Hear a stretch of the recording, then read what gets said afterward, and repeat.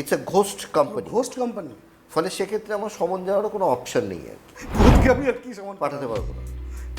তার থেকে আরও একটা ভয়ঙ্কর বিষয় হচ্ছে এখন মানে এটা তো না হয় একটা ব্যক্তি এই কমপ্লেনটা এই কাজগুলো করছে, এরপরে যে পরিস্থিতিটা আসছে তাতে হচ্ছে এই ফ্রডগুলোর পেছনে ব্যক্তিও থাকবে না, তখন এআই সফটওয়্যার কাজ করবে। ও মাই গড। এবারে এমন বহু কোম্পানি আছে হুম উইথ মানে কার এগেন্স্ট তুমি কেস করবে তখন? কার কাছে কেস করবে, এবং বহু কোম্পানি রয়েছে মানে চায়নাতে জাপানে খুঁজলে এরকম কোম্পানি পাওয়া যাবে যে কোম্পানির সিইও হচ্ছেন একজন এআই। হলো এবারে কোম্পানি লতে ভয়ঙ্কর দিকে হ্যাঁ, এবার কোম্পানি লতে কী বলে, কোম্পানি ইজ আ পার্সন, তাই কোম্পানি একটা ব্যক্তিত্ব। আমি কোম্পানির এগেন্সে মামলা ফাইল করতে পারি, বা আমি যদি মনে করি আমি সেই সিইওকে সেখানে মামলা ফাইল করতে পারি। আমি একটা এআই সফটওয়্যার তার এগেন্সে কী করে মামলা ফাইল করব, তাই না?